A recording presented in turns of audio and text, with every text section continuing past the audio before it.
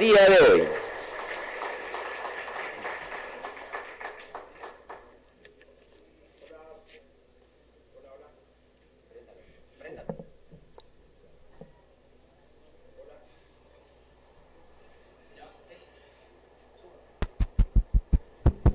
Ya, ahí fue.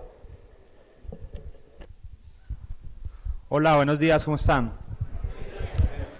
Bueno, nada, ante todo muchas gracias por recibirme acá. Yo vengo de la ciudad de Medellín, en Colombia. Actualmente el tema, digamos, de innovación y de criptoeconomía, del blockchain, de todo esto, es un asunto bastante importante para las sociedades actualmente. O sea, es un asunto fundamental que debe estar en la agenda, no solo pública, sino, digo yo, también en la agenda de nuestras casas, de nuestros hogares, porque esto está cambiando el mundo a un ritmo que, si uno lo analiza a nivel pues histórico, es impresionante lo que está generando. Entonces, bueno, antes que todo agradecerle al equipo organizador, felicitarlos por abrir este tipo de espacios. Esto es fundamental para cualquier región, para cualquier ciudad. Entonces, felicitarlos bastante, y obviamente a ustedes que están acá también presentes, son los que están dando también ese primer paso en este asunto. Y bueno, muchas gracias. ¿Quieres? Empezamos con la...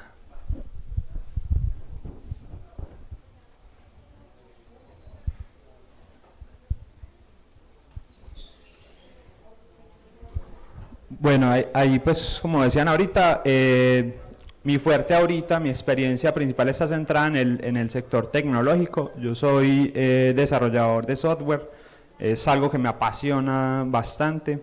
Ahorita con un énfasis fuerte en todo el tema blockchain, que es la tecnología que soporta las criptomonedas, un asunto un poco técnico, pero digámoslo así de manera general. Ahorita trabajo para una startup de Latinoamérica que está centrada en crear infraestructura tecnológica para todo el tema climático. Se llama iPioneer. Y bueno, continuamos a la próxima, por favor.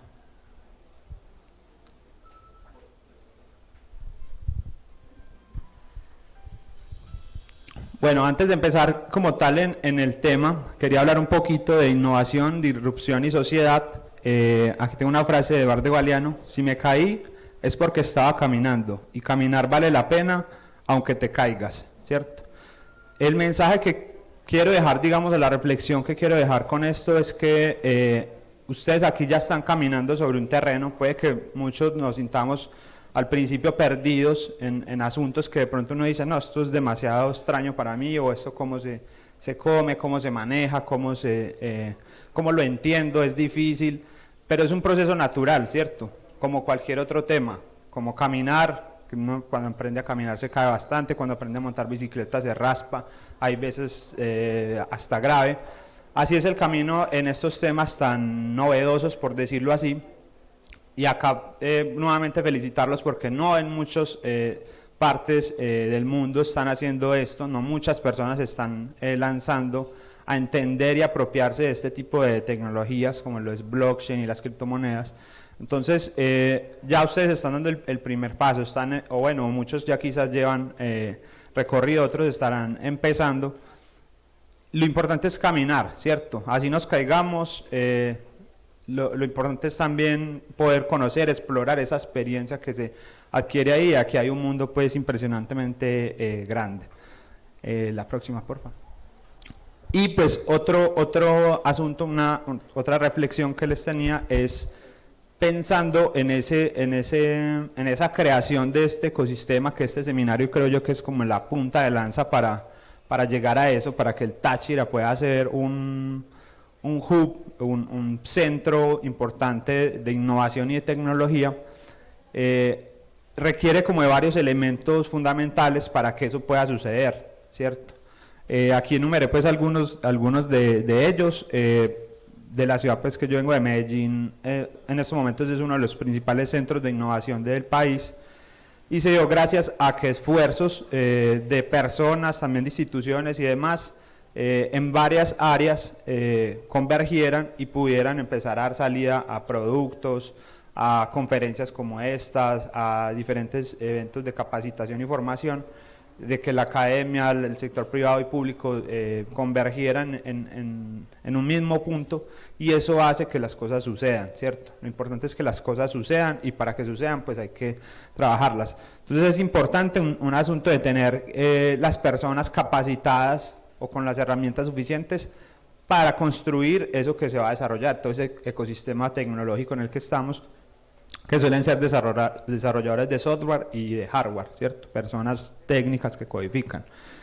Otro punto importante, y es una experiencia que nos ha quedado también en la ciudad de Medellín, es el tema de personas que estén metidos en el asunto legal, ¿cierto? Abogados, abogadas, porque todas las nuevas tecnologías nos implican también unos retos en ese aspecto, ¿cierto? Por ejemplo, no sé, la inteligencia artificial con el reconocimiento facial, por ejemplo. Sí, muy bacano que eso te reconozca y te haga, pero eso qué implicaciones también legales y sociales puede tener, y cuando una sociedad no está preparada o no está, digamos, clara en ese tema, pues se pueden presentar mil y un problemas para que la tecnología también pueda avanzar y para que la sociedad pueda converger y digamos, sacarle el mayor provecho a estas herramientas. Comunidad formativa, clave, este tipo de espacios en donde cada vez nos estemos retroalimentando, conociendo nuevas cosas, entendiendo por qué caminos se pueden comenzar para estudiar un tema u otro. Comunidades científicas, claramente todo el asunto científico y académico es fundamental en esto, ¿cierto? Son lo que nos da las bases también y lo que nos aporta, digamos, todo esa base de conocimiento para poder llegar a este tema de la disrupción y la innovación. Un asunto de gobierno también fundamental, ¿cierto? Para que las cosas puedan suceder, digamos, sean promovidas, haya también una inversión, haya también unas políticas públicas que permitan llegar a eso, y ahí se enlaza un poco con el tema legal de los abogados y abogadas, y es que también debe existir legislación para que estas cosas puedan suceder, y es muy interesante pues que justamente este evento también se esté dando desde ese punto. Capital privado, sabemos que muchas de estas iniciativas que pueden surgir a partir del aprendizaje, digamos, y la adopción de las nuevas tecnologías requieren también un músculo financiero para que, yo siempre digo, sucedan, ¿cierto? Que se vuelvan reales, y ese músculo financiero pues va a también permitir que esto avance, ¿cierto? Si eso también no está, pues empiezan a haber como baches en el camino que no permiten que se construya hacia allá. Comunicadores y comunicadoras, fundamental. Acá veo que tienen un avance importante en esto, los videos que han salido del evento y todo el tema mediático, los felicito porque está de buena calidad y muy, allá decimos bacanos, muy buenos, y eso es fundamental, ¿cierto? Porque la divulgación en estos asuntos es clave también para que como sociedad empezamos a entender, conocer, apropiarnos, desmitificar y cada vez avanzar hacia ello. Un asunto de gerencia y emprendedores, es decir, personas que tengan la capacidad de dirigir y coordinar ya iniciativas concretas que surjan alrededor de todos estos temas, porque es que en tecnología e innovación hay miles de cosas por hacer, miles de cosas por implementar, y se necesitan personas con grandes capacidades que tengan esas fortalezas o equipos de trabajo que tengan esas fortalezas para saber llevar esto también adelante. Y claro está, pues la sociedad en conjunto que empiece también a abordar todo esto y empiece a utilizar las herramientas que vayan surgiendo de todo esto. Ahí yo veía en la sesión pasada que había ya gente preguntándose del cómo, ¿cierto? Bueno, ¿cómo utilizo el Petro? ¿Cómo utilizo eso? ¿Cómo se puede poner una estación de servicio? Etcétera, etcétera. Y cuando está ese cómo es muy interesante porque ya es la apuesta como sociedad, como individuos, de que listo, vamos a lanzarnos con eso, vamos a utilizarlo, vamos a ver qué nos pasa ahí, ¿cierto? Pero para que esa expectativa se cumpla, cuando alguien le está diciendo cómo hago para entrar a esto, cómo hago para utilizar esto, y no recibe, digamos, de un entorno, de un ecosistema esa respuesta, pues empiezan a haber frustraciones. Por eso les decía con la frase anterior, no se aburran en este camino de la disrupción y de la innovación, vamos a tener muchas frustraciones porque muchas cosas que queremos hacer no se van a poder hacer, y no nos pasa solo acá en Venezuela, sino que en cualquier parte del mundo, ¿cierto? Hasta en Silicon Valley hay un montón de atranques y dificultades para lograr llegar a otros asuntos. Próxima, por favor. Bueno, ahora sí entrando en materia, en lo que nos convoca, digamos, ahí en el seminario, es el asunto de la minería digital y sus implicaciones medioambientales. Vamos a abordarlo desde múltiples perspectivas. Aquí como una introducción general para que de pronto los que no conocen qué es la minería digital o eso qué es, cómo se come, cómo funciona.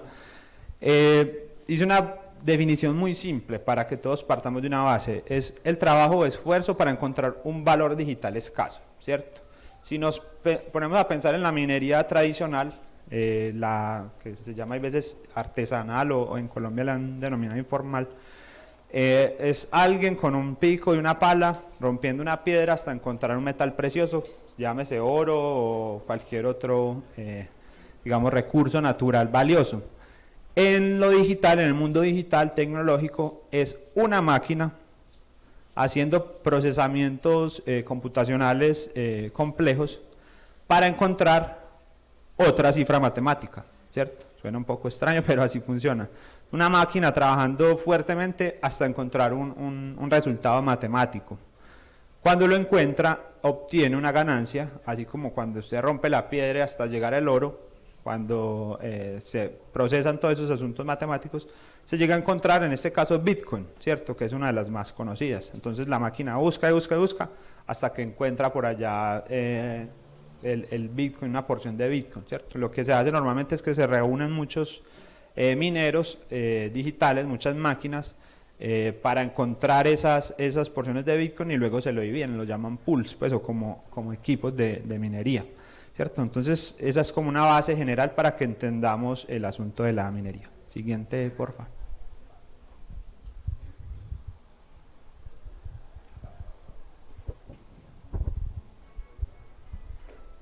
Listo. Para entender este asunto de la minería de las criptomonedas, también una mirada general. Digamos que esta no es una charla pensada para explicar lo que es la minería, sino sus implicaciones medioambientales, pero era importante empezar como con una base de claridad para que todos pues partamos de qué es lo que estamos hablando. Entonces, digamos que para encontrar ese valor escaso digital, que en este caso digamos que es el Bitcoin, se utiliza algo que se llama pruebas de consenso, es decir, cómo esas máquinas todas conectadas a internet se van a poner de acuerdo para saber cuál fue la que en verdad encontró la porción de Bitcoin y para poder determinar cuáles son las transacciones válidas, ¿cierto? Que si la persona A le mandó 2 Bitcoin a la persona B, que todas las máquinas se puedan poner de acuerdo para que efectivamente eso fue y que si es una transacción falsa o errónea, pues puedan descartarla, ¿cierto? Y esa es la base y el valor principal de las criptomonedas, es que son confiables por eso, porque hay máquinas con un algoritmo ya incorporado que permiten que verifiquen eso y no entran, digamos, humanos o terceros ahí a mediar si eso es verdad o no, sino que es un sistema hasta ahora 100% confiable y matemáticamente comprobable. Pero para que eso suceda, en el caso del Bitcoin se utiliza algo que se llama prueba de trabajo o POW, Proof of Work. ¿Qué es eso? Máquinas haciendo cálculos matemáticos para encontrar una cadena de caracteres, ¿cierto? Unos textos que se llaman hash, y hasta que no encuentren ese hash, que es matemáticamente muy difícil de encontrar, no, digamos, adquiere o no llega a adquirir ese Bitcoin. ¿Qué pasa? Cuando el Bitcoin salió en el 2009 por Satoshi Nakamoto, que hasta ahora no se sabe quién es, si es una persona o una organización, ya se ha hablado de ello acá. Cuando sale Bitcoin, digamos que se podía minar con computadores de recursos muy bajitos, ¿cierto? Con cualquier computador que usted tuviera en la casa lo podía poner y él con su procesador iba intentando encontrar esas cifras matemáticas. El algoritmo de Bitcoin estuvo también pensado que dijeron, bueno, si esto se crece, ¿qué va a pasar? Porque entonces todo el mundo va a estar minando en sus casas, porque muchas personas tienen computador en su casa y pues ya no va a valer nada, ¿cierto? Pues si es tan fácil de conseguir, pues no va a valer. Y la gracia, digamos, de que valga es que sea difícil de encontrar. Así como el oro vale, es porque es escaso, porque es difícil de encontrar, porque no hay, es un recurso limitado, entonces ahí es que su valor tiene sentido. Eso pasó con Bitcoin, entonces mucha gente dijo, uy, esto me está dando, empezó más como un asunto de juego, de broma, de, yo estoy minando, te regalo unas cuantas monedas, dame vos otras cuantas, pero empezó a cobrar tanto valor en la sociedad que entonces hay gente que dijo, uy, no, pero eso sí como que está funcionando, yo le pongo un computador mejor, entonces ya conectaban computadores un poco más robustos, ya computadores gamer o computadores pues con más prestaciones de hardware, y evidentemente veían que estaban ganando mucho más que los que estaban con su computador normal. Y esto fue evolucionando así pues por todos estos años, al punto que hoy ya pues un computador sencillo no se puede conectar a la red Bitcoin porque no minaría absolutamente nada. Ya se requieren máquinas de este tipo, hay pues varias empresas que fabrican estas máquinas que se llaman ASIC, que son sistemas computacionales especializados para un fin. En este caso están haciendo máquinas que ya no son computadores normales que me sirven para prenderlos y hacer otras cosas, sino que son máquinas exclusivamente dedicadas a buscar Bitcoin, ¿cierto? A participar de esta minería. Entonces, ese pues es el sistema. El asunto es que eso tiene un gasto energético bastante elevado, porque pues obviamente las máquinas son cada vez más grandes, cada vez más potentes, tienen unos sistemas de procesamiento bastante avanzados y eso pues gestiona, eso pues para funcionar tiene unas fuentes de poder que consumen bastante energía. Y pues esto obviamente está por todo el mundo, hay sistemas de minería por el asunto de que es descentralizado, que es una ventaja bastante importante. Y eso pues hace que el gasto energético, ahorita ya lo vamos a ver, sea bastante elevado. Hay otras formas de minar, que es por ejemplo la prueba de trabajo también, el proof of work, pero que no se hace con este tipo de máquinas, sino que en teoría todavía se puede con computadores, ¿cierto? Solo que no son computadores cualquiera, son computadores que tienen un montón de tarjetas de video, como el de la imagen, que permiten, ¿cierto? Entonces hay criptomonedas que dijeron, el sistema de minería que voy a utilizar no va a ser el de Bitcoin, sino que va a ser este otro. ¿Por qué? Pues porque mucha gente había comprado ya todas estas máquinas de minería con tarjetas de video antes de que el Bitcoin pasara, por ejemplo, a minarse directamente con ASIC. Y alguien dijo, vamos a sacar una moneda que siga minando con esas para no desaprovechar esas máquinas. Y efectivamente, pues es muy popular. De las más populares que usan ASIC es Bitcoin, Litecoin, las que usan no ASIC, prueba de trabajo no ASIC, es por ejemplo Ethereum y pues muchas también de esas. Hay otra nueva forma, llamémoslo así, de minería, que es, por ejemplo, la prueba de participación o proof of stake, ¿cierto? ¿Qué es eso?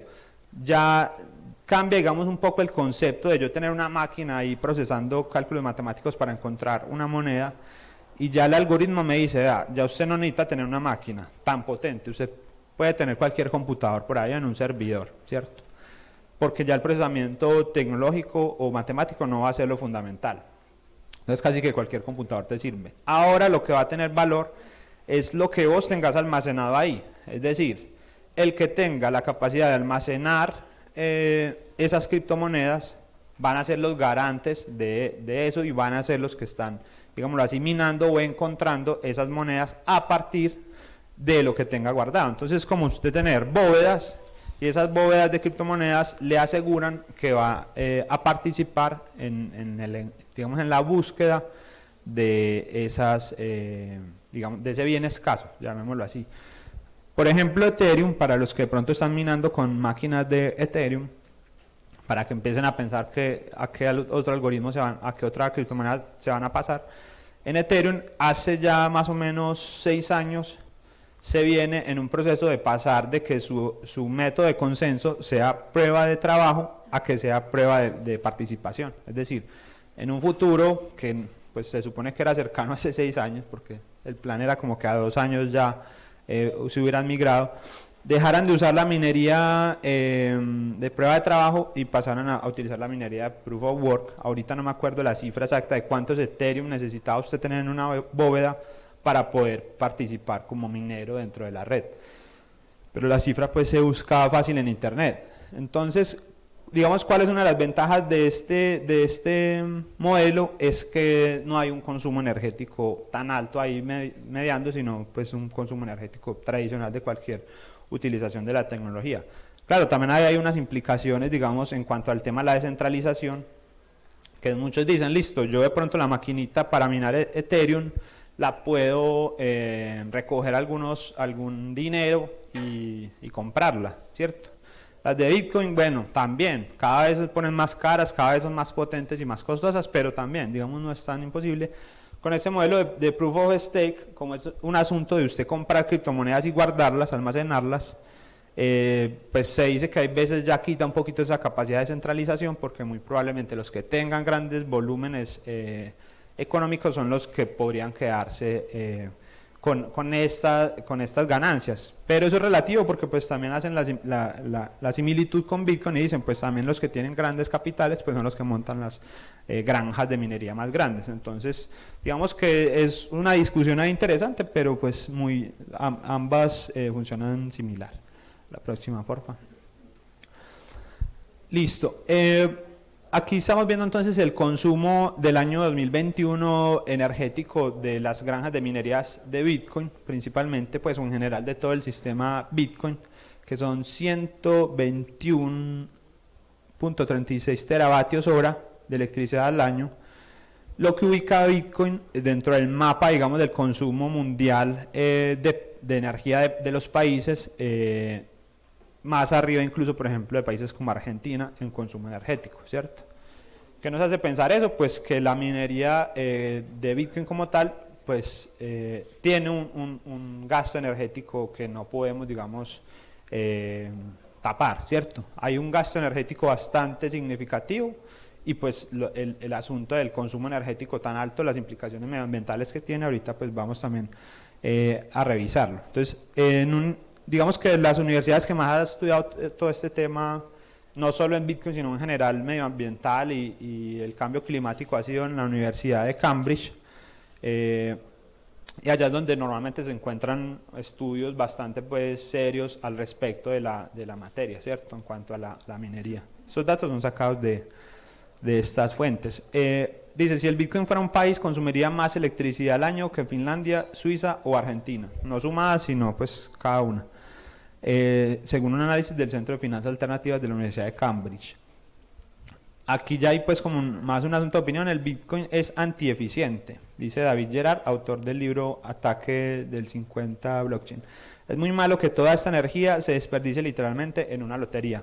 Como les decía ahorita, ¿por qué consumen tanta energía estas máquinas de minería? Porque están haciendo procesos matemáticos para encontrar una cifra, digámoslo así, aleatoria. Entonces, claro, desde una perspectiva se puede decir, madre, se está gastando un consumo energético para que una máquina encuentre una cifra, ¿cierto? Y eso ya deja muchas preguntas. Sin embargo, es solo una mirada. Ahorita vamos a ver otras miradas, porque pues no es solo que encuentre una cifra, sino que en realidad es lo que me está permitiendo que el Bitcoin sea seguro y que el Bitcoin sea, digamos, también un asunto descentralizado. Entonces, acá, digamos, vamos a dejar varias miradas, para el debate también pues queda abierto y la reflexión, y ojalá pues los espacios se sigan dando para seguir pues como reflexionando con respecto al tema. Mi opinión es que evidentemente hay un consumo energético bastante alto, significativo para ubicarse como el consumo de un país, y eso de por sí pues ya nos debe preocupar y alertarnos un poco con respecto a eso. La siguiente, por favor. Bueno, si comparamos entonces eso, el consumo energético que tiene el Bitcoin versus cómo ahorita está supliendo el mundo sus necesidades energéticas, vemos que en primera medida están las hidroeléctricas, luego las fuentes de gas natural, luego el carbón, luego las energías eólicas, las energías basadas en aceite, combustibles, la energía nuclear, la solar y la geotérmica, ¿cierto? Ahí está dividido, digamos, por regiones. En Asia y en el Pacífico, pues las proporciones que hay. Digamos que las zonas donde más hay minería en el mundo es en Asia, ¿cierto? Había demasiada en China, por unas regulaciones, pues se mermó un poco, pero igual sigue existiendo. Por ahí salió una noticia que ya en China no había minería, eso es falso. China sigue siendo uno de los países que más mina. A pesar de que sus regulaciones cambiaron un poco el asunto. Entonces uno ve en Asia que digamos hay un consumo energético bastante alto en el carbón, está ahí, creo que es el 65, es un consumo bastante alto del carbón, entonces muy probablemente muchas de estas minas de criptomonedas, de minería digital, pues estén usando las fuentes energéticas que se usan en esas regiones, por lo cual ese aumento de consumo energético hace que se sigan explotando, digamos, estas fuentes energéticas que ya de por sí pues causan bastantes estragos medioambientales en el planeta. En Latinoamérica, por ejemplo, tenemos, este también es un estudio de la Universidad de Cambridge, que nos habla que aquí tenemos un 67% de fuentes energéticas desde hidroeléctricas, un 17% en gas, y hay otras, por ejemplo, el 33% de fuentes de aceites pues, o fósiles tipo petróleo y gasolina. Entonces, bueno, esto es como para dejar en evidencia que ese consumo de más pues también está afectando, porque esa energía pues obviamente tiene que estar saliendo de algún lado, y bajo estas tablas pues acrecenta digamos un poco la crisis, por un lado energética que se ha estado viviendo, y por otro lado el tema medioambiental, pues la implicación que tiene el aumento del consumo energético. La siguiente, por favor. Bueno, acá viendo otras miradas, ¿cierto? Porque no podemos satanizar al Bitcoin, o es mi mensaje, y a los mineros y a la minería. Yo de hecho en el 2017, sí, en el 2017, finales de 2017, comencé mi aventura de minar, ¿cierto? Allá en Medellín, yo me compré unas maquinitas de Ethereum, porque intenté comprarlas de Bitcoin y fue un poco complejo en esa época. Me armé mis maquinitas de Ethereum, las puse a minar. El gasto pues que eso tenía allá en Medellín, hay una empresa energética que se llama EPM, me llegaba una cifra bastante alta de consumo energético, pero pues la minería ahorita no sé rentablemente cómo esté, pero en ese momento era rentable, me daba para pagar mi factura de electricidad y para obtener unas ganancias, ¿cierto? Entonces he participado del ecosistema en algún momento de la minería, y también soy un defensor, digamos, de que es lo que ha soportado esta otra disrupción, y que no solo se puede mirar desde un enfoque, claramente hay que identificar un problema, y es el alto consumo energético, y que eso evidentemente está afectando el planeta, pero también hay que mirarlo desde otras perspectivas, porque también a nivel disruptivo, a nivel de sociedad, ha estado cambiando muchas cosas, y pues hay otros consumos energéticos que ya vamos a ver que están incluso más elevados, de los cuales no hay debate, en los cuales no hay, por lo menos en el Bitcoin, en las criptomonedas hay el debate, y se están haciendo esfuerzos para que esto o cambie o se mitigue.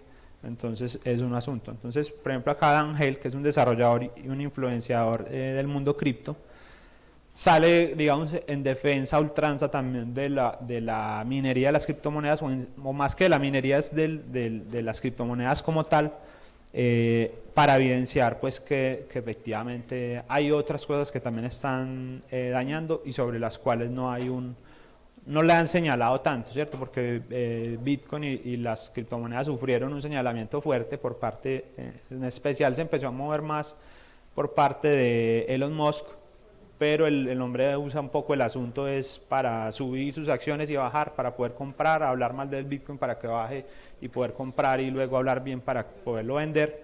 Es un asunto más económico que él ha utilizado por su influencia, digamos, de opinión que tiene en el mundo, bueno, y económica. Entonces, claro, pues él en algún momento dijo, no, ya Tesla no va a recibir pagos en Bitcoin porque el gasto energético de eso es supremamente malo, no sé qué, pero después era por allá comprando lo que llaman shitcoins o monedas un poco fantasmas, que también utilizaban, digamos, los mismos sistemas de minería. Entonces, claramente no es un referente, digamos, en temas medioambientales o energéticos a ver, porque era más un asunto económico, pero ha puesto, digamos, ahí el debate y el señalamiento, y se ha movido bastante el asunto. Entonces, Dan Hale nos dice que el Bitcoin, por ejemplo, es más eficiente que los sistemas financieros existentes, y que nadie tendría la autoridad moral para decirle que es un buen o mal uso de la energía, pues, por parte del Bitcoin. Él argumenta que todo es energía, que el dinero es energía, que justamente lo que trabajamos se convierte o parte de una energía, y empieza a hacer pues como un análisis de toda esa situación, de cómo hay otros sistemas que utilizan más energía para existir, y que en últimas todo viene siendo energía y que pues que bajo esa lógica tocaría poner todo en la misma tabla y empezar a evaluar qué es en realidad lo que está afectando más. La siguiente, por favor. Incluso él se basta por allá de que pues antes cuando no habían máquinas, pues el humano, su forma energética era el cultivo y la alimentación, que era lo que le permitía, digamos, llegar a trabajar, a encontrar eso que le permitía, digamos, adquirir una sobrevivencia o algunas ganancias. Y lo traspola, digamos, o lo lleva hasta ahorita la situación actual, y es que como por ejemplo con estos sistemas digitales estamos buscando valor, se está generando trabajo, se está generando, digamos, riqueza o economía al respecto. La siguiente, porfa.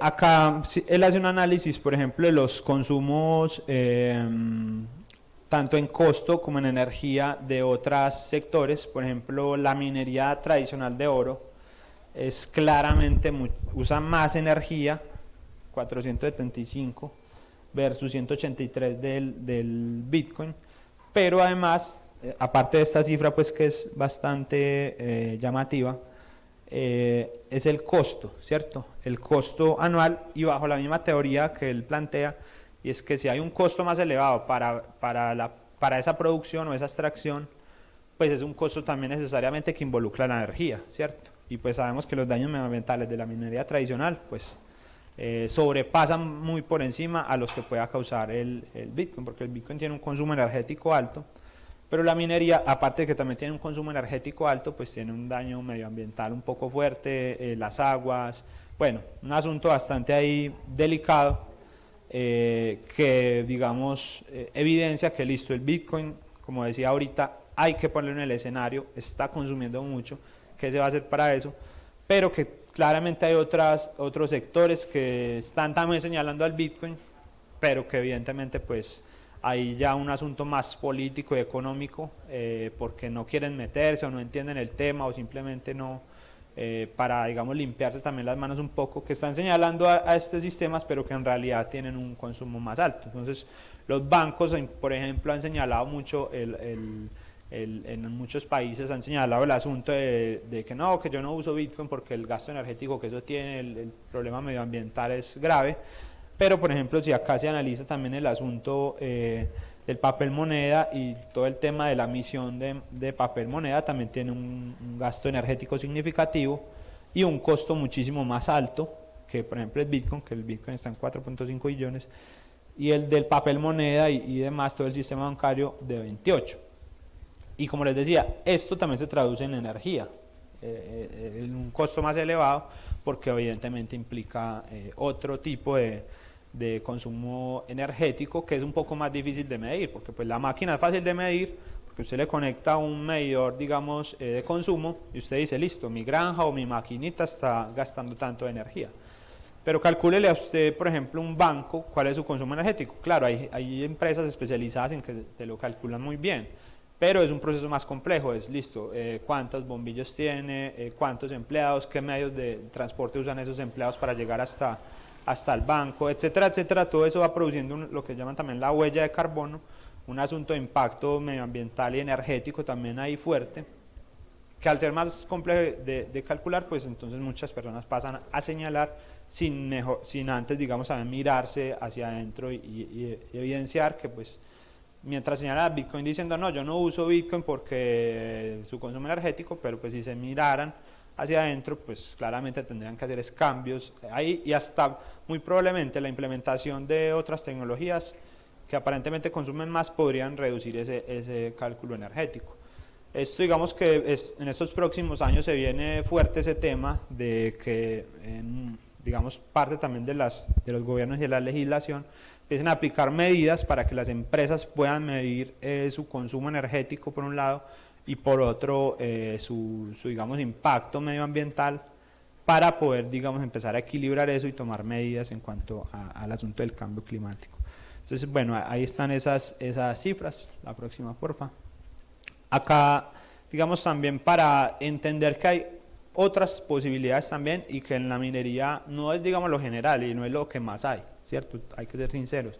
La minería no está en un punto en donde uno diga, no, la mayoría de mineros o de granjas en el mundo están utilizando energías renovables, alternativas, limpias. No, eso sería falso. Pero sí hay, digamos, esfuerzos de ciertas granjas, de ciertas personas incluso que minan de forma individual, que han logrado hacer del Bitcoin y de la minería del Bitcoin, hablamos del Bitcoin porque digamos es la que más extendida está, pero las otras también, y han logrado hacerlo de otros modos, ¿cierto? Aquí un ejemplo, igual todo, como yo siempre he dicho, es discutible, pero un ejemplo interesante es el del Salvador con su energía geotérmica. Aquí hay un video, no sé, Joel, si se puede. Video cortico para mirar un poco para que también lo veamos gráficamente un poquito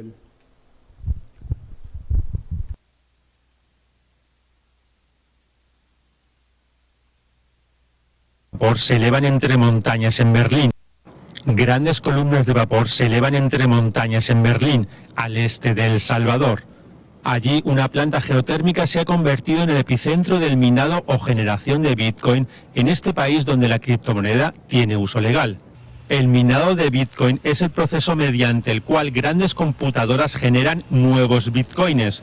Para ello, las máquinas resuelven problemas matemáticos complejos, cuya operación demanda una gran cantidad de energía. Para solucionar el problema del alto consumo energético, el gobierno de Nayib Bukele quiere usar la energía limpia y renovable de los volcanes. El gobierno del presidente Bukele es sumamente respetuoso del medio ambiente y esta energía, por su naturaleza, es 100% verde. Entonces nosotros tenemos que venir e incentivar este tipo de energía. Adicionalmente, que no muchos países en el mundo la tienen y no muchos países en el mundo tienen el conocimiento que tiene El Salvador en este campo. El Salvador produce desde hace años una cuarta parte de su electricidad con energía geotérmica, procedente de sus 23 volcanes. Las instalaciones para conseguir esta fuente ya existen desde hace décadas. Lo que ahora ha hecho el gobierno salvadoreño es simplemente instalar un centro de minería de Bitcoin al lado de estas instalaciones, para alimentarlo con energía proveniente de la actividad volcánica. Como primer país del mundo en tener el Bitcoin como moneda de curso legal, nosotros también, teniendo este recurso energético, podemos entrar y podemos generar todavía más recursos con el tema de minería. Eso es lo que nosotros estamos haciendo en este momento. El Salvador busca que el Bitcoin tome relevancia frente a su otra moneda de curso legal, el dólar estadounidense. Desde que se instauró la criptomoneda el pasado 7 de septiembre, alrededor de la mitad de la población, unos 3 millones de personas, se han descargado la Chivo Wallet. No obstante, esta medida todavía no ha logrado convencer, debido a que solo una pequeña parte de los negocios acepta el pago en Bitcoin, y en la aplicación abundan los problemas técnicos.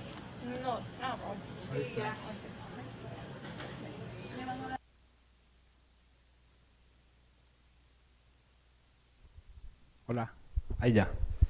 Cabe aclarar que este video es del 2021, o sea que el septiembre que se refieren a es el del 2020. Digamos que hay un asunto interesante a analizar, y es cómo, digamos, una sociedad cuando, digamos, abraza todo este tema de la innovación y de la tecnología, por ejemplo acá que se empezó con el tema del petro y demás, hay, digamos, todo un camino por recorrer, ¿cierto? Y hay muchas cosas por hacer, y lo importante es eso, como pensarse hacia allá y evidenciar el problema. Listo, Bitcoin está gastando energía, pero ¿cómo lo podemos también solucionar?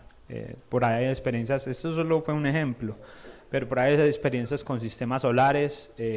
Claro, hay veces requieren unas inversiones un poco altas en temas de paneles y demás, y toda la infraestructura que eso requiere, pero hay otras, a partir de fuentes hídricas, no digamos a nivel de hidroeléctricas grandes.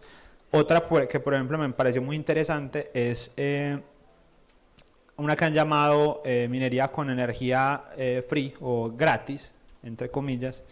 Y es que en muchos sistemas de explotación de la energía o de la producción de la energía o de ciertos o de extracción, digamos, de ciertos recursos naturales, hay unos procesos de desperdicio de energía, ¿cierto? Por ejemplo, la quema del gas en muchos oleoductos y demás, que están planteando, por ejemplo, sistemas así como unas pequeñas granjas de minería al lado de estos sistemas y aprovechar esa quema o esos recursos, digamos, que se exceden o se pierden. También sucede en unas hidroeléctricas, no soy experto en el tema, pero también sucede que hay un gasto que no se puede transferir y almacenar, y eso hay veces pues se termina desperdiciando. Y este tipo, digamos, de proyectos, pequeñas granjas en todos estos sitios, podrían aprovechar esa energía que se está literalmente quemando, desperdiciando, botando, y contribuir también así pues como al sistema de descentralización, y adquirir también pues unos ingresos importantes por ello. Entonces hay muchas alternativas. Yo soy uno de los que piensa que las situaciones hay que mirarlas y criticarlas y analizarlas y bueno, hablarlas, divulgarlas, pero también es un asunto urgente, es de que tomemos acciones, ¿cierto? Y empecemos a pensar, por difícil que sea, bueno, cómo podemos mitigar un poco este asunto. La próxima, porfa. Bueno, aquí un asunto, ahí no se alcanza a ver bien, pero más o menos les cuento. Igual en el ecosistema blockchain, que es digamos la tecnología como tal que soporta las criptomonedas, no solo existe Bitcoin. Y como les decía, no solo existe la prueba de trabajo como método de minería o de mantener esa blockchain. Ahorita vimos por ejemplo el Proof of Stake, que es a donde se piensa migrar Ethereum, y donde pues ya Ethereum va a decir, listo, yo ya no soy minable con máquinas, solo el que tenga sus Ethereum ahí respaldados son los que van a minar. Eso no implica un consumo energético. Pero hay otras blockchain incluso más eficientes que ese sistema de Proof of Stake de Ethereum, y aquí hay pues una tabla como comparativa un poco con esas blockchain. Por ejemplo, la empresa en la que trabajo, que es justamente de creación de infraestructura tecnológica para el cambio climático, que usa tecnologías, por ejemplo, nosotros la blockchain que utilizamos para los contratos inteligentes y para todo el asunto, es una que se llama Algorand, que fue, digamos, la que se encontró con un consumo energético menos, una de las que tenía un consumo energético menos elevado, porque acá pues evidenciamos otras, y que aparte dentro de su core, de su núcleo, tenía, digamos, inversiones en asuntos climáticos, ¿cierto? En bonos de carbono, en mitigación de impacto en varios países del mundo. Entonces, claro, hay blockchains que ya de por sí de su nacimiento fueron pensadas para que no utilizaran todo este sistema. ¿Qué pasa? Ahorita hay muchas blockchains, muchas criptomonedas, miles y miles. ¿Qué digo yo? Mi teoría es que en este transcurso de los próximos 10 o incluso 15 años, puede ser un poco más, se van a ir decantando muchas de estas, y se van a ir posicionando unas muy claras. Y claramente el asunto energético y medioambiental va a ser un asunto que pese. Porque si bien vimos que hay otros sectores de la economía que pueden, digamos, tener más impacto medioambiental y energético, pero eso no quita pues de que efectivamente el Bitcoin se ubique por allá en la tabla de los países, sí, como si fuera un país en un consumo energético bastante elevado. Entonces claramente va a seguir siendo un tema importante, claramente va a seguir siendo un tema de debate de aquí en adelante, y de hecho hay un debate muy fuerte de si, por ejemplo, Bitcoin debería cambiar su método de trabajo al que se espera que se migre Ethereum, ¿cierto? Hay mucha gente que dice, listo, cambiémosle, pero eso no es tan fácil, porque pues hay todo un ecosistema, un montón de personas y de gobiernos, por ejemplo en el caso de El Salvador, aquí creo que también se hizo el ejercicio de inversión en minería, y eso implica que todas esas personas que son las que sostienen el ecosistema Bitcoin, pues no quieran perder sus inversiones en esas máquinas de la noche a la mañana. Y literalmente, como esas son máquinas ASIC, fueron máquinas exclusivamente pensadas para minar Bitcoin, ¿cierto? Muy probablemente si eso acaba y no sé qué, algún genio por allá, algún científico, ingeniero se reúnen y ponen a que esas máquinas hagan otras cosas, pero hoy día es difícil, hoy día esas máquinas están pensadas para minar Bitcoin y ya, ¿cierto? O sea que si cambiamos el modelo, tendríamos también un montón de máquinas, un montón de empresas que quebrarían, un montón de personas que quebrarían, y eso pues también tiene una implicación social importante. Entonces el debate está, yo creo que Bitcoin va a seguir siendo dominable muchísimos años más, dudo mucho que ese sistema vaya a cambiar. Lo que sí he visto es iniciativas cada vez más en estos últimos meses y años de que esas granjas y todas esas empresas que están minando o personas empiecen a certificar cómo están mitigando también un poco pues porque el mero, como lo decía el otro, se me olvida el nombre, Dan, pues el mero hecho de existir ya estamos haciendo un consumo energético y un impacto, digamos, ambiental. Entonces, la minería, digamos, va a seguir, pienso yo, en ese camino de mantener su prueba de trabajo de sus mineros, pero entonces está buscando es cómo se mitiga y cómo se apalea un poco eso, ¿cierto? Ya vimos el asunto de las energías renovables. Habrá casos en donde no sea posible y efectivamente yo tenga un consumo energético elevado, pero entonces cómo también con esos recursos que están entrando puedo también facilitar otros mitigaciones medioambientales, bosques, protección de arrecifes coralinos, que es un asunto también que poco se habla, pero es bastante delicado en los mares, en el ecosistema azul. Entonces hay muchos asuntos ahí que se pueden hacer y que se están haciendo. Ahorita vamos a ver un poco cómo se está también desde la tecnología llegando a eso. Próxima, por favor.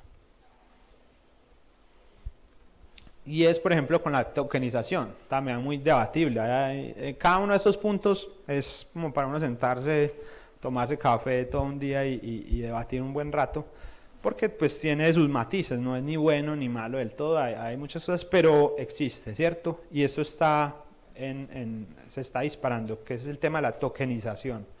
Hoy lo vamos a hablar desde un punto de vista medioambiental, pero la tokenización se está dando. Voy a poner un ejemplo que casi siempre pongo porque es muy simple de entender para llegar, digamos, al entendimiento de qué es esa tokenización, ¿cierto?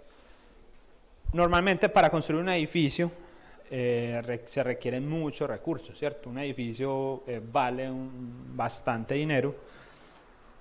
Y normalmente, pues los que ponen ese dinero son grandes compañías, aseguradoras, bueno, gente que tiene un capital muy, muy grande, los gobiernos, etcétera, porque es una infraestructura que cuesta bastante, de la cual el resto de mortales quizás no podemos participar ahí porque pues no tenemos un flujo de ese nivel. ¿Qué ha hecho la tokenización? Y por ejemplo en México hay una empresa que se llama 100 ladrillos, que dijo, bueno, si logramos conseguir, no sé, 1000 personas que pongan cada una de a $1000, podemos llegar a ciertas cifras que puedan suplir eso. Y ahorita con el internet, con las criptomonedas, es claramente muy viable, ¿cierto? Claramente es muy, muy fácil conseguir un montón de personas que no tienen mucho, pero que se reúnen para construir algo que vale mucho. Entonces ese modelo es la tokenización, cómo particularizo un valor muy grande en pequeñas fracciones para que pueda ser adquirido por muchas otras. Entonces esta empresa se llama 100 ladrillos y lo que hicieron es eso, con constructoras y arquitectos y demás planean un edificio, unas casas, unas edificaciones, etcétera. Dicen esto vale tanto, vamos a sacar unos tokens, unas monedas que cualquier persona va a poder entrar a comprar en cualquier exchange de estos de Bitcoin y demás, y lo puede cambiar, compra su Bitcoin y lo cambia por un token de eso al valor que esté en el momento del mercado, y eso lo hace a usted ser dueño de ese edificio en esa porción. Ellos digamos pedagógicamente lo llamaron como un ladrillo. Entonces usted compra un token, el token se llama ladrillo, entonces usted compra un ladrillo y ya está siendo partícipe del proyecto en el cual invirtió ese ladrillo. Entonces ese es, digamos, un modelo de tokenización que está siendo ahorita muy fuerte y está aplicado en muchos sectores, en del real estate, pues de todo el tema de construcciones. En el agro no está todavía tan fuerte, pero se están empezando a dar avances hacia allá. Yo soy cofundador y creamos una aplicación que se llama BioTrace en el 2018, la empezamos a construir y es de trazabilidad de toda la cadena del agro, ¿cierto? Desde suministros, bueno, todo un asunto ahí. Después en otro momento quizás les compartiré un poco de información. Y se llega a ese modelo de tokenización, ¿cierto? La final es decir, listo, este metro cuadrado de tierra que el campesino necesita sembrar, supongamos, no sé, con papa, pero de pronto no tiene para sembrar todas las hectáreas que pueda tener, ¿cómo se consigue inversión a través de internet con estos modelos de tokenización? Que cuando eso de la producción, pues a esas personas que invirtieron un poquito, porque no tienen que tener mucho, puedan también tener su retribución, y son retribuciones que normalmente dejan más rendimiento que un CDT en un banco o que cualquier otro tipo de inversión que la gente pueda encontrar con montos bajitos. Entonces esto se disparó, hubo un momento muy álgido de esto, que fue por allá en el 2018, 2019, pero cayó. ¿Por qué? Porque también hubieron muchos modelos de estafas que entraron ahí a funcionar. Entonces gente que te prometía, tokenizaba cualquier cosa, te prometía un montón de cosas y después la papa se desaparecía, ¿cierto? Entonces, claro, se necesita también que esto se vaya depurando, el ecosistema se vaya mejorando, entes también que entran, digamos, ahí un poco a mediar, a regular. Lo que normalmente se ha hecho es que se crean, como las empresas que administran estos tokens, también se vuelven un poco reguladores y evaluadores. Entonces ya no te entregan todo el dinero de una para que se embre, sino que listo, te entrega los insumos. Bueno, usted necesita tantos insumos agrícolas, o bueno, usted necesita tanto cemento, etcétera, etcétera. Se vuelven un poco administradores para garantizar que el rendimiento efectivamente sí le pueda llegar a ese que invirtió. ¿Qué pasa? Ahora llevándolo al tema medioambiental. Se está tokenizando un asunto que, así como las edificaciones son para, digamos, sectores económicos muy concretos, que es el asunto de los créditos de carbono, ¿cierto?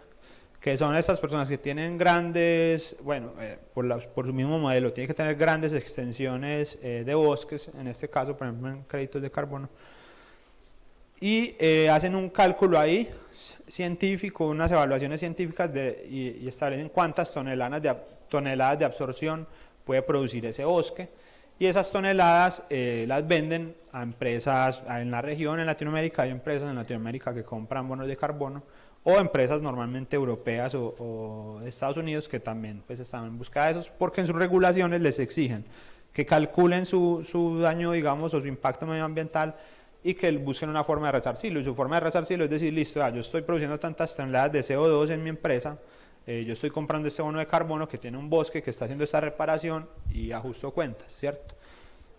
Como les decía ahorita, es un asunto debatible, es una mirada un poco... pero existe y está funcionando. ¿Cuál es el problema? Que ahorita, para que alguien tenga un bosque y pueda hacer sus emisiones de créditos de carbono y demás, tiene que pasar por unos procesos con unas empresas que se han posicionado, que son bastante difíciles y muy costosos, ¿cierto? Por ahí el otro día veía que una cotización para unas hectáreas en Brasil, con una de las certificadoras principales que se llama Verra, y es supremamente costoso. O sea, nada más la certificación, fuera de otros gastos, valía más o menos $200, $300.000, solo para certificarle, para poder hacer esas emisiones de bono de carbono. Entonces, ¿qué se está pensando con este asunto de la tokenización? Es decir, listo, personas que puede que no tengan tantas hectáreas o no tengan un bosque tan grande, pero están haciendo su labor humana, social, ambientalista, de decir, listo, yo prefiero tener aquí este bosque que talar y poner ganado.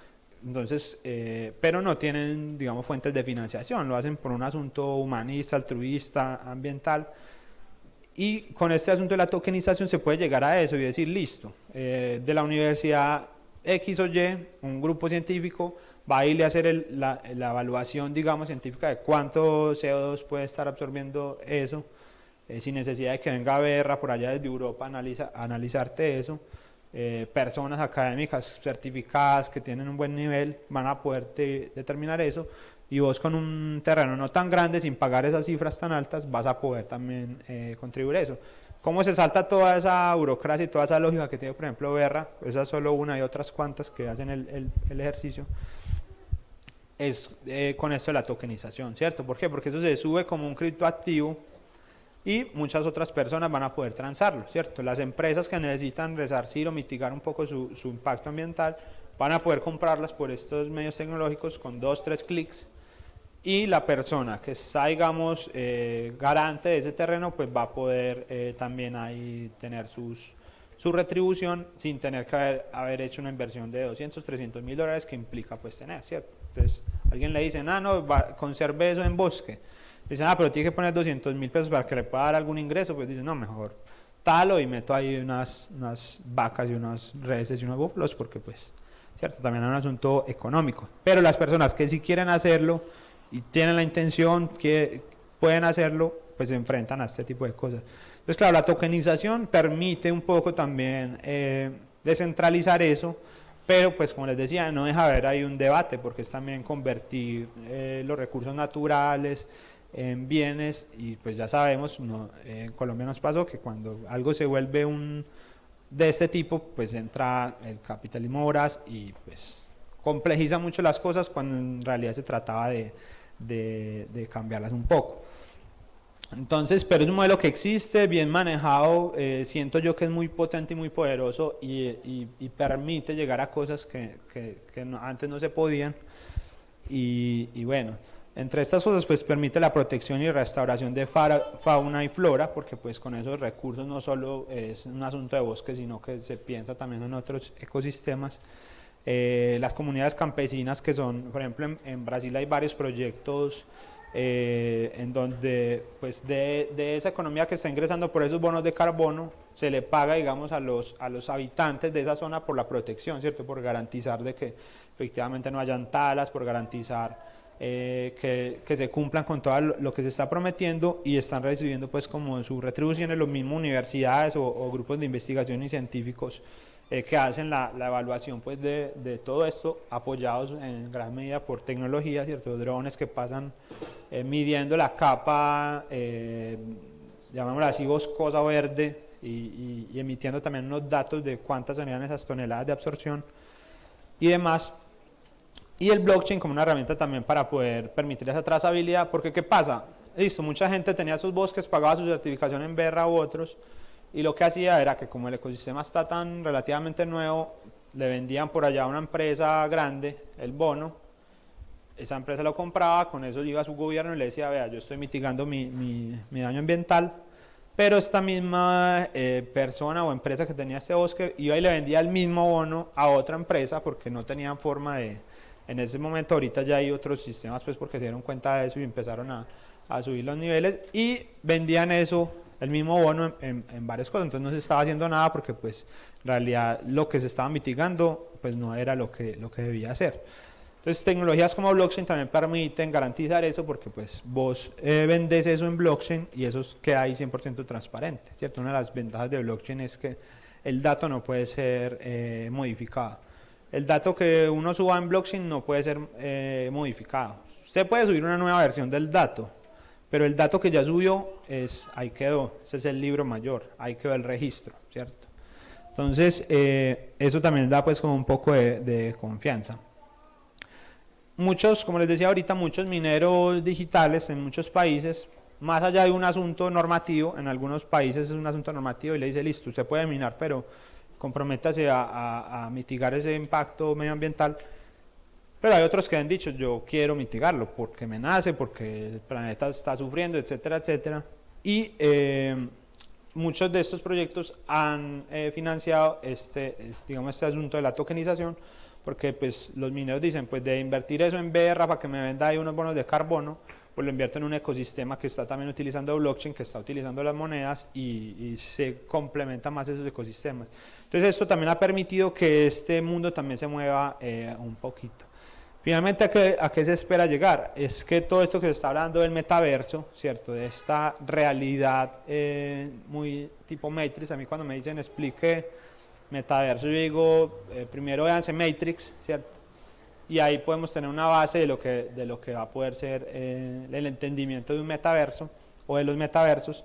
Y ahorita estamos, pues, los que nos gusta todo este tema medioambiental, los que nos gusta pensarnos la protección de la vida de nuestro planeta, estamos hablando de un metaverso sostenible, es decir, listo, soy un apasionado de la tecnología, me gusta todo esto, quiero que siga avanzando y que se siga desarrollando, pero cómo eso puede coexistir con que no estemos castigando y dándole tan duro a nuestro planeta y dañando los ecosistemas. Entonces es también ahí como la reflexión que les quería plantear. Bueno, ahora cambiando un poco. Ok.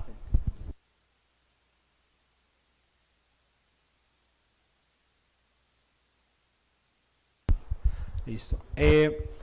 El otro tema que estaba pues ahí planteado para hoy era, bueno, el éxodo laboral en el tema tecnológico es un asunto complicado, no es un asunto que está sufriendo solo Venezuela, es un asunto transversal a Latinoamérica y a otros países incluso del mundo. Y es que, ¿qué pasa? Bueno, primero una pequeña reflexioncita y ahorita nos estamos convirtiendo en, o sea, están surgiendo trabajos de modo muy autómatas, muy mecánicos, para servirle a una máquina, ¿cierto? Ahí en esa imagen vemos un ejemplo. Personas trabajándole a una máquina que pues justamente está trabajando en otros asuntos. Es como una paradoja casi el asunto. La siguiente, porfa. Entonces, cuando hablamos de este éxodo, hay que pensar esas causas principales, ¿cierto? Porque, digamos, el éxodo que hay en el asunto tecnológico no solo pasa, digamos, por un asunto de país Venezuela, por las diferentes situaciones que se han presentado, que la gente diga, uy, me voy a trabajar tecnología a otro lado. Nos está pasando en Colombia, en Argentina, en Uruguay, en Chile, que las personas están yendo a trabajar a Europa, a Estados Unidos y demás. Y eso tiene pues un fondo, ¿cierto? En los últimos años, las empresas que mayor economía han estado teniendo o que mejores rentabilidades han estado surgiendo son las empresas de base tecnológica, ¿cierto? Entonces, háblese de Tesla, háblese de Twitter, Facebook, todo este tipo de plataformas que te brindan servicios normalmente, o bienes y servicios, pero mediados por la tecnología. Este incremento, digamos, de las ganancias y las inversiones en estas empresas hace que la demanda de personal que, digamos, pueda suplir esas necesidades tecnológicas sea supremamente alta. Hace por ahí 8 años más o menos, uno de los mayores, digamos, contratadores de personas en el área tecnológica era Estados Unidos, o sigue siendo Estados Unidos, y se suplían un poco de personal de la India, ¿cierto? Digamos, ellos montaron allá casi como 10 universidades solo enfocadas en temas tecnológicos, y lograron allá hacer como un centro para suplir sus necesidades tecnológicas. Y lo sigue siendo, ¿cierto? La India sigue siendo uno de los países que más personal en el área de la tecnología de información tiene capacidad y que están trabajando en eso. Pero también hay un asunto que fueron evidenciando ahorita, es que esa hipercantidad, digamos, de personal allá implicó que se les descontrolara un poco su planificación, porque pues eran personas que estaban trabajando, si bien con unos buenos salarios para su país, en condiciones un poco complejas. ¿Por qué? Porque pues las reuniones en Estados Unidos las hacían en el horario normal de oficina, pero para las personas que estaban trabajando en la India, eso era por ahí en la madrugada. Entonces su nivel, digamos, de rendimiento no era el mismo, porque pues estaban una hora un poco extrema conectándose a una reunión para que lo regañaran y le dijeran que iba atrasado con el proyecto. Y eso hizo que, digamos, Estados Unidos dijera, si podemos contratar gente mejor en Latinoamérica, mejor, tenemos una franja horaria muy similar, se pueden venir a vivir acá, el tema del idioma no es tan complejo, digamos, de que por ejemplo en la India aprendan inglés a que alguien en Latinoamérica aprenda inglés. Y empezaron a poner la mirada a todas estas empresas acá, y porque igual allá ya también llegaron como a un punto pues máximo de capacidad. Eso hace que todas estas multinacionales tecnológicas hayan empezado a contratar a unos precios bastante altos, ¿cierto? Ahorita un desarrollador de software, por ejemplo, aunque hay otras áreas pues que ahí se están teniendo, un desarrollador de software, lo que llamamos junior, con 1 o 2 años de experiencia, fácilmente le pueden estar pagando entre $1,000, $2,000 hasta $3,000 mensuales por trabajar para estas empresas. Y normalmente lo que les gusta a las empresas es que se vayan a vivir a sus países, pues porque tienen una mayor capacidad de gestión. Entonces, ¿qué pasa? ¿Cierto? En cualquier país de Latinoamérica ese sueldo es mucho mayor, muy superior al salario mínimo, ¿cierto? En cualquier país de Latinoamérica. Eso hace que la gente diga, no, me voy. Yo me voy a trabajar allá porque me va muy bien. Nosotros tenemos un análisis distinto, y es que la gente se va un poco con esa idea, con esa fantasía, y no hace un poco cuentas, no, como decimos, no tiran calculadora, porque el costo de vida en otros países pues suele ser también mucho más alto, porque pues a él le están pagando $1,000, pero a una persona que trabaja lo mismo allá fácilmente les pueden estar pagando $3,000, $4,000, porque el costo de vida es alto. Entonces también llegar como a otro país a vivir un poco ajustado con el asunto. Entonces, claro, es difícil uno decir, bueno, cómo combatir ese éxodo laboral tecnológico, esa fuga de conocimientos, ese asunto de de que nos hace perder soberanía tecnológica. La próxima, porfa. Bueno, ahorita miramos esto. Entonces nos hace perder un poco esa soberanía tecnológica. Lo que implica eso es que nuestras empresas, por ejemplo, o nuestros gobiernos en Latinoamérica queden un poco desprovistas de todo el asunto de tecnología, ¿cierto? Por ejemplo, en Medellín, para poner un caso más desde donde vengo, las empresas pequeñas, medianas y hasta algunas grandes, les es casi imposible contratar personal de tecnología. ¿Por qué? Porque las multinacionales los tienen copados y no son capaces de competir contra esos salarios, ¿cierto? Entonces, claro, usted dice, yo me arriesgo porque si mi empresa necesita una aplicación para recibir los pedidos, entonces voy a mirar el escenario, ¿cuánto me valen tantos desarrolladores para que me hagan esto? No, pues se me va a ir media empresa, ¿cierto? Se me va media empresa para contratar ese personal. Entonces, ¿eso qué implica? ¿Qué implicaciones económicas y sociales tiene? Y es que dice, yo no soy capaz de producir mi herramienta tecnológica, ¿qué hago? Busco quien la tenga hecha, ¿cierto? Busco quien ya la desarrolló, y si uno se va a mirar quién la desarrolló, pues son las mismas multinacionales que le están pagando a la misma persona para venderte un producto o servicio que te garantiza, y eso no está mal del todo. Pero cuando hablamos de un escenario internacional en donde cada vez es más evidente que el internet ya no era lo que era hace algunos años, que era un poco más abierto, más libre, ahorita vemos que el internet cada vez es más regulado en distintas partes del mundo. Eso implica, y es una teoría básica, que si las herramientas que tú estás utilizando dependen de un tercero, en este caso de un tercero que está radicado en otro país, en el momento que haya un conflicto por X o por Y, te pueden cortar ese servicio, ¿cierto? Y dejar tu avance como empresa, como sociedad, como gobierno, etcétera, en jaque, ¿cierto? Queda desprovisto de esa tecnología. Aquí pongo unos casos que ya han pasado, ¿cierto? Por ejemplo, China hace muchos años dijo, esto va a suceder, yo no voy a depender tecnológicamente de terceros, ¿cierto? A pesar de que cuando empezaron estas iniciativas no tenían la capacidad que hoy tienen, pero empezaron a hacer el impulso. Entonces es por eso que en China usted ve que la gente normalmente no usa casi, o no es muy común que use el WhatsApp. Ellos utilizan su propio sistema de chat que se llama WeChat. Lo mismo, ellos tienen su propio Twitter, su propio Facebook, o sea, todo este tipo de redes sociales y demás, ellos tienen una construcción propia. Claro, son una sociedad con muchísima gente que, pues, de hecho, el Facebook, entre comillas, de China tiene más usuarios que el Facebook que conocemos, porque pues la población allá es demasiado alta. Entonces ellos, digamos que en un asunto de soberanía tecnológica lo tienen cubierto. Ellos dijeron, no vamos a depender de un servicio de un tercero. También utilizan otros servicios y demás, pero en sí, digamos, la dependencia de un sistema de tercero, como que los hackee como sociedad o los vulnere como sociedad, es un poco difícil porque lograron adquirir esa soberanía. Tenemos, por otro lado, Estados Unidos, que es como el garante un poco de la infraestructura tecnológica en el mundo, es decir, donde están los mejores servidores.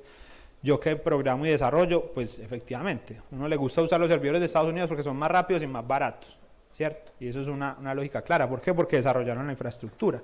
Pero ante un escenario ya político, económico, que implica que yo, así mi aplicación sea local, para funcionar aquí o en cualquier otra parte del mundo, está dependiendo de una legislación de Estados Unidos, porque el servidor, cuando uno le dicen la nube o el internet, uno se imagina por allá algo abstracto, pero eso es un computador como estos, pues de otras características, metido en unas bóvedas en una parte de Estados Unidos, ¿cierto? Eso es un servidor o esa es la nube, unos computadores normalmente en Estados Unidos. ¿Qué implica? Que eso, como es físico, es territorial, está sujeto a unas normas, y esas normas le dicen que si Estados Unidos dice que le corte ese servicio de ese servidor a X o Y empresa o a X o Y país, pues se lo cortan, porque la empresa, por más que quiera seguir vendiendo y demás, tiene que hacerlo, y eso ha quedado evidente en estos últimos tiempos. China, listo, dijo, bueno, yo me salvo de eso. ¿Qué pasó en Cuba? Al ser un país más pequeño, con un poco más de limitantes de infraestructura tecnológica, de conexión a internet, no, digamos, tenían de pronto la capacidad o no antecedieron eso que, por ejemplo, se vio en China. Entonces, en Cuba se utilizaban muchas aplicaciones de terceros que tenían sus servidores en Estados Unidos. En un punto del bloqueo, cuando Estados Unidos entendió que tenía ese monopolio tecnológico, dijo, voy a bloquear todos los servidores de todas las aplicaciones que funcionan en Cuba. Las bloquearon, ¿eso qué hace? Que el país corte, digamos, en gran medida su producción, sus sistemas sociales de comunicación, ¿cierto? Porque pues ahorita ya es poco común que nos comuniquemos por otros medios que no sean los medios tecnológicos. Cualquier cosa que yo necesito es un WhatsApp, un mensaje, una llamada. Cuando perdemos eso, nos implica unos problemas como sociedad, como gobierno, como empresas, unos retos bastante complicados. Ahorita, ¿qué están haciendo? Cambiaron la legislación. Y bueno, ha habido dos momentos, uno muy radical que no funciona muy bien y otro ahorita más lapso que entiendo está funcionando. Yo estoy metido pues en varios grupos de desarrolladores del mundo y en uno de esos de Cuba y pues estudio un poco como lo que ahí se habla. ¿Qué pasó? Ellos al identificar eso dijeron, listo, acá está prohibido que cualquier aplicación use servidores de afuera. Cualquier aplicación que aquí funcione tiene que utilizar servidores que estén en Cuba. ¿Para qué? Para poder garantizar esa soberanía económica, tecnológica y que pues efectivamente las aplicaciones que la gente tiene puedan ser usadas independiente de si un tercero por allá me las bloquea o no. ¿Qué pasó? Pues como su infraestructura tecnológica no es la mejor, hizo que pues las aplicaciones y los servicios tecnológicos no fueran usables. Pues o sea, yo era como que te voy a enviar un WhatsApp local y eso se demoraba un montón en enviar, entonces pues tampoco era una solución, las quejas de las personas, las quejas de las empresas, y claramente no funcionó. Ahorita que abrieron dijeron, listo, sabe que cualquier aplicación que entre acá y que tenga pues los requerimientos legales puede usar servidores de donde le dé la gana, de China, de Estados Unidos, de donde sea. Pero a nivel de infraestructura tecnológica, usted como empresa o como prestador de ese servicio me debe garantizar que tiene un respaldo de ese servidor también aquí en Cuba. Es decir, que si el día de mañana me bloquean lento o como sea, pero usted va a poder seguir prestando ese servicio con el servidor que tiene también acá. Entonces fue un mecanismo, digamos, que encontraron para poder mitigar un poco ese asunto digamos, de la lógica y el choque de la geopolítica, digamos, también de toda esa infraestructura tecnológica internacional que permitió pues poder digamos, mitigar un poquito acá. Acá no he estudiado mucho el tema, pero he visto que se empezó en una línea similar a China, de empezar a crear como redes sociales. Por ahí vi que estos días lanzaron Benea o algo así, como unas redes sociales que están intentando promover. Eso, digamos, es complejo, digamos, en un inicio que haya una adopción grande, pero veo que están haciendo como esfuerzos. Igual el bloqueo acá no es tan fuerte como pueden hacerle a Cuba, que tiene una infraestructura un poco más cerrada, más limitada. Acá pues hay cables submarinos no solo hacia Estados Unidos, sino hacia muchos otros países de conexión de internet. Entonces pues es un poco más difícil un bloqueo en ese tipo, como se lo hicieron por ejemplo a Cuba, o como pues a China es casi imposible que lo bloqueen en ese aspecto.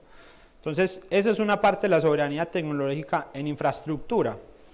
Pero ¿qué pasa también en el asunto laboral que les decía ahorita? O sea, no estamos siendo capaces en la región de producir nuestro propio software. Y yo que he estado en el asunto emprendedor, pues yo porque soy desarrollador, los productos que con mis socios nos hemos inventado, los hemos hecho nosotros mismos, pues bueno, uno resuelve así. Pero hay personas que tienen grandes ideas, tienen un capital destinado para eso, bien, que les permite hacerlo, pero se enfrentan siempre al problema del asunto tecnológico. Y cualquier ahorita emprendimiento que se piense disruptivo e innovador, pues pasa porque tengan que desarrollar un sistema tecnológico. Y es muy difícil porque pues evidentemente los sueldos están tan elevados que todo el capital se te puede ir ahí.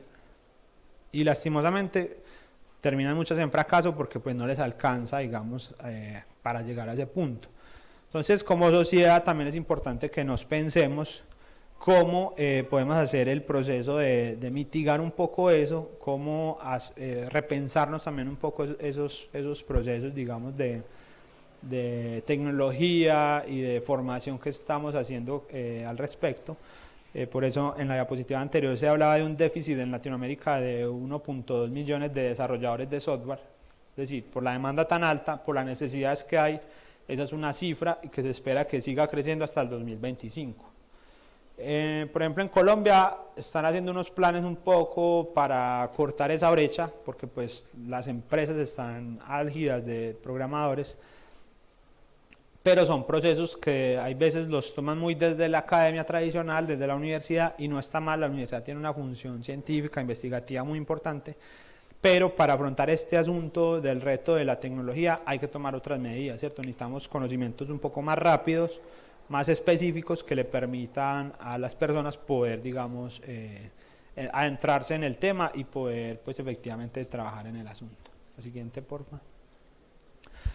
Entonces, entre los mecanismos o formas de cómo podemos mitigar este asunto, porque es un asunto pues complicado, como le digo yo a un muchacho o muchacha, como que, hey, no te vayas para España que te van a pagar $3.000, $4.000 como programador o cualquier diseñador gráfico, cualquier área de la tecnología.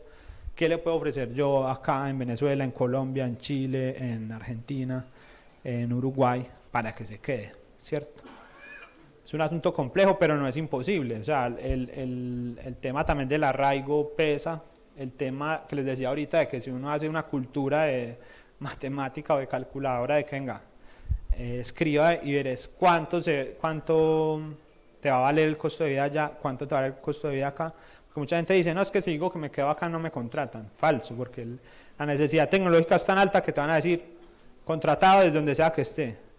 Hoy en día en el sector tecnológico no te están mirando ni hoja de vida, ni antecedentes académicos, nada.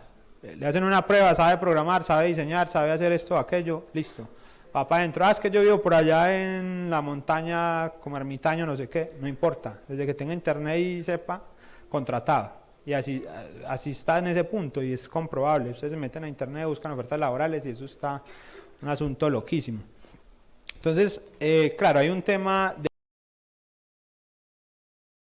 de inversión y es que listo, muchos de esas personas si identifican una necesidad puntual en sus sociedades y tienen las capacidades, digamos, técnicas de desarrollar un software en alianza con un tercero o con otra entidad, pues pueden tener las capacidades de sacar grandes ideas. ¿Por qué? Porque en todo ese asunto tecnológico, el blockchain, la disrupción y demás, está todo por hacer, ¿cierto? Uno dice, pero ¿qué me invento? Todo está por hacer con las nuevas tecnologías, no solo el blockchain, es la inteligencia artificial, la analítica de datos, la robótica y el IoT y demás, o sea, casi que está todos los elementos para usted crear cualquier producto nuevo, cualquier desarrollo nuevo que impacte la sociedad e incluso pues también económicamente. Ya vimos que las empresas de mayor ascenso económico han sido las de base tecnológica. Entonces, formación especializada de corta duración es clave para afrontar este reto, ¿cierto? No podemos esperar,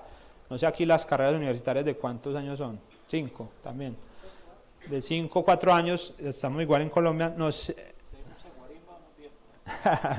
10. Entonces, no podemos esperar 5, 6, 10 años para que X cantidad de personas salgan, por ejemplo, hablando nada más del asunto tecnológico, para que igual una multinacional se los lleve, ¿cierto? Hay que empezar, y nosotros hemos visto acá que hay digamos, un ánimo bastante grande por aprender estos temas, por adentrarse en estos temas. Claro, la universidad tiene que seguir su rumbo, tiene que seguir investigando, tiene que seguir, pero también como sociedad tenemos que plantear otros escenarios, ¿listo? ¿Cómo formamos en cuestión de meses a alguien para que pueda estar haciendo un desarrollo? ¿Cómo formamos a un abogado para que ya pueda estar analizando el aspecto legal en la región para poder dar las bases y establecer eso? ¿Cómo formamos a un gerente en nuevas tecnologías y demás, ¿cierto? En cuestión de tiempos cortos. Y eso en otros países, porque no es una experiencia que nos vayamos a inventar de la nada, en otros países ha dado sus frutos, ¿cierto? En gran medida todo este impulso, digamos, de Singapur y todo esto, que son como las bases tecnológicas del mundo, han sido a partir de planes muy concretos, de metas muy alcanzables, muy realistas, de planes de acción que han permitido que se llegue a lo que se espera, y es un crecimiento y en este caso una soberanía tecnológica, que son personas que se apropian del proceso a través de la cultura, la conversación y el arraigo, pueden entender que así están trabajando para una empresa extranjera, pueden hacerlo de forma local, incentivando la economía local, porque si uno se va a ir a España y va a comprar un pan en la tienda, no sé, un refresco, pues la economía se está quedando también allá. Si yo estoy haciendo ese trabajo desde acá, pues voy a la misma tienda, me sale más barato probablemente el refresco y el pan, y pues la economía se está quedando aquí en mi país, con mis familiares, con mis amigos, etcétera, etcétera. Entonces también un asunto de calculadora, de cultura, y de entender que sí es posible, digamos, hacerlo desde nuestras regiones. Claro, eso también pasa por un asunto de mejoramiento en la infraestructura, entonces necesitamos un buen internet, necesitamos una buena energía, y son cosas que, digamos, uno dice, es que la energía, es que el internet, sí, claramente hay unos problemas en ese asunto, pero cuando analizamos desde esta perspectiva de la tecnología, las fuentes, digamos, de ingresos, de financiación o de recursos a los que puede llegar todo este sector, pues se permiten tener plantas, baterías, contratar todos los sistemas de internet que vendan en la ciudad en un solo sitio, porque en realidad los ingresos que se están percibiendo por el sector tecnológico son supremamente altos, ¿cierto? Que una persona, pues imagínense, que le paguen $2.000, puede contratar todas las empresas de internet y alguna de esas le tiene que estar funcionando, ¿cierto? Muy difícil que todas fallen al mismo tiempo. Exacto, de fibra óptica, de antena, de un lado, de otro, eso funciona. Exacto, plantas, baterías, sistemas solares. Entonces, claro, hay un asunto de infraestructura complicado, no es sencillo, pero con el asunto económico que hay en el sector tecnología es mitigable, sí. Exacto, es un asunto que como se mueve, digamos, un volumen de dinero alto, pues da para suplir esas situaciones difíciles con eso. El emprendimiento y la inversión, como decía ahorita, fundamental, que listo, yo puedo estar trabajando para una empresa en España, desde acá, en tecnología, pero normalmente en las empresas de tecnología los tiempos, digamos, de cuando se sabe también buscar bien esos trabajos no son tan altos, es normalmente de lunes a viernes, un horarios un poco más relajados, que le permite a las personas dedicar 2-3 horas diarias a, por ejemplo, a desarrollar una solución tecnológica propia, ¿cierto? Una solución que uno identifica, es que aquí en el Táchira hace falta tal cosa, o acá en Venezuela, o en la región en Latinoamérica hace falta una plataforma que haga esto o aquello. Son tiempos en los que la gente puede dedicar, en donde si se consigue alguien que va a invertir localmente o en asocio con comunidades o demás, pues que no va a salir tan caro, porque pues el factor tecnología, que es lo que más cuesta, se está poniendo ahí como capital de trabajo. Entonces es un asunto también importante, las iniciativas de emprendimiento e inversión en estos sectores acá. Y como todo, pues un buen café, ¿cierto? Un buen café te hace que te quedes donde te sientas bien, con tu familia, con tus amigos, con tu tierra, y eso nos permite evitar un poco ese éxodo. Suena difícil, pero no es imposible detener ese éxodo, y eso nos va a permitir, digamos, llegar a esa soberanía, digamos, que se está haciendo. Y de nuevo felicitar a ustedes por asistir, a los organizadores, porque pues esta es la base de todo esto que estamos hablando. Ya se comenzó, ya ustedes dieron el primer paso, los animo a que sigan incursionando en este tema, a que sigan adentrándose cada vez más, no les dé miedo. Esto, como les digo, es difícil para cualquier persona, porque hay veces uno se adentra mucho y uno dice, uy, no entiendo esto, pero el hecho de no entenderlo es por eso, porque muy probablemente nadie tiene la capacidad de venirte a decir cómo es, porque es tan nuevo que vos estás innovando, vos estás encontrando eso, vos sos el que le vas a explicar a otro cómo se maneja esto, cómo funciona esto, y eso pues también mirándolo desde muchas perspectivas humanas, sociales y hasta económicas, tiene unas garantías ahí de estar primeros en algo. Y la próxima creo que ya está la última.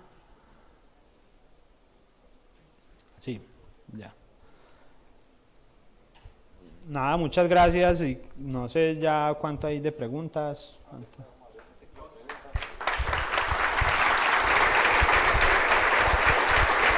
Bueno, esa fue la presentación del compañero Milton Loaiza en el marco de el estudio de las implicaciones medioambientales que tiene la minería digital.